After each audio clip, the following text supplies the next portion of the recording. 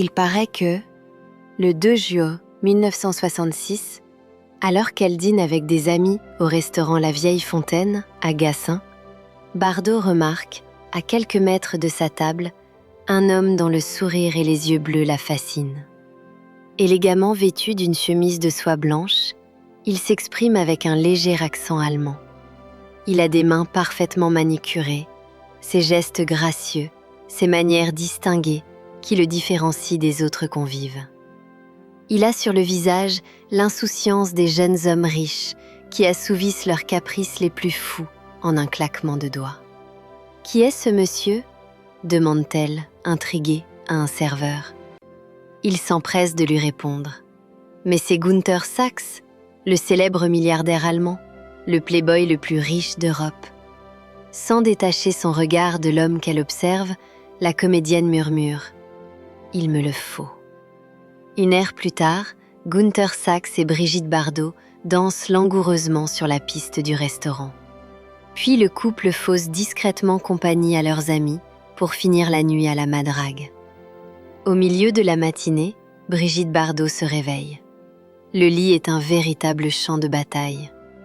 Elle tend la main et constate, agacée, que son amant est déjà parti, sans un mot, sans un baiser pour elle. Une immense tristesse assombrit soudain son visage. Ce sublime étranger au délicieux accent, qu'il a aimé toute la nuit, n'est donc qu'un rêve. Dépitée, elle sort de la pièce pour rejoindre sa plage privée. Elle songe à tous ces hommes qu'elle a quittés, Roger Vadim, Jacques Charrier, Bob Zaguri. Elle se sent bientôt gagnée par une pesante sensation de solitude. Heureusement, il lui reste la madrague, cette magnifique propriété qu'elle a acquise sur un coup de cœur en 1958. Elle compte bien s'y éteindre d'ailleurs, loin du fracas parisien. Plongée dans ses rêveries, elle ne remarque même pas le bruit d'un hélicoptère. Arrivée au niveau de la plage, l'appareil change soudain de cap et se dirige tout droit vers la madrague. Brigitte Bardot est étonnée. Peut-être s'agit-il d'une manœuvre aérienne des pompiers ? Non. Malgré le soleil qui l'éblouit, elle constate qu'il s'agit d'un appareil privé. Sûrement des paparazzis, enrage-t-elle. Dans un bruit assourdissant, l'engin tournoie et se stabilise à une 50aine de mètres au-dessus de la maison.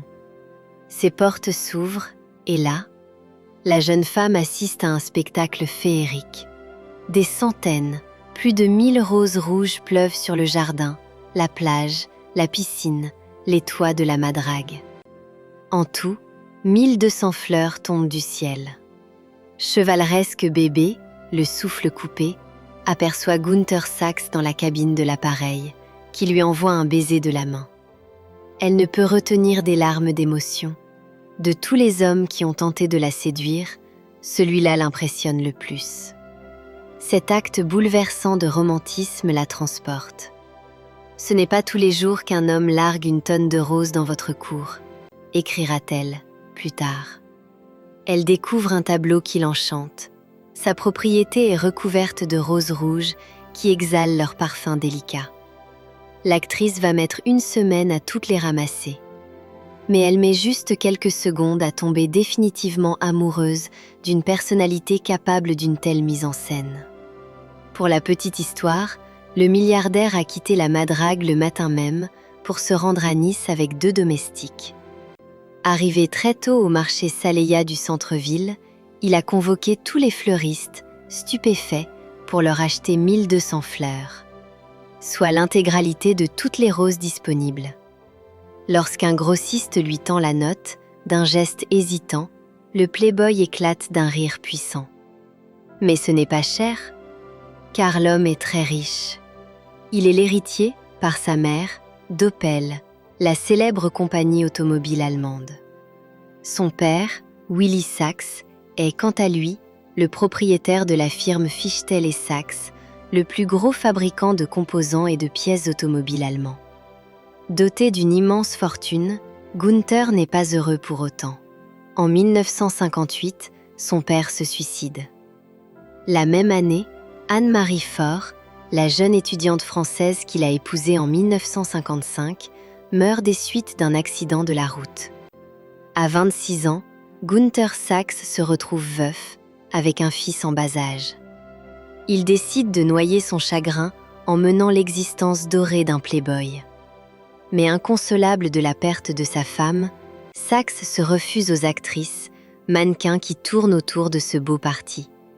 L'été 1966 sera, pour Sachs et Bardot, celui de toutes les démesures.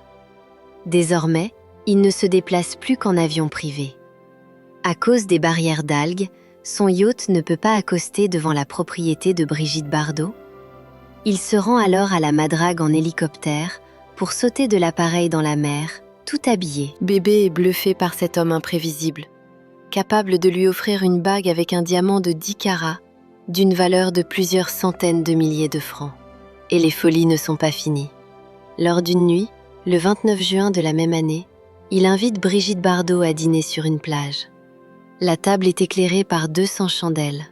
Pour les éteindre, Günther offre une carabine à Bardot, médusée. Il passe la nuit à tirer sur les bougies. Le lendemain, il s'envole en jet privé pour le casino de Monaco. Lors d'une nuit magique où la chance leur sourit, il gagne à la roulette plus d'1 million de francs. Somme que Sachs dépense les jours suivants dans les boutiques de luxe en cadeau pour l'actrice. Le clou de cette vie rêvée, Günther et Brigitte décident de se marier à Las Vegas, le soir du 13 juillet suivant. Il est 23h40 lorsque le juge John Mowbray, du comté du Nevada, s'apprête à prononcer l'union. Stupéfiant l'assistance, le fiancé hurle tout à coup un retentissant « Arrêtez ». Le sang de bébé ne fait qu'un tour. A-t-il changé d'avis? Peut-être même ne l'aime-t-il plus? Le milliardaire, tout sourire, se tourne alors vers le juge pour le supplier. « Attendez 20 minutes que l'on soit le 14 juillet. Je voudrais épouser le plus beau symbole de la France, le jour de sa fête nationale. » Le mariage est prononcé à minuit et 1 minute. Par France Dimanche, le 24 mars 2021.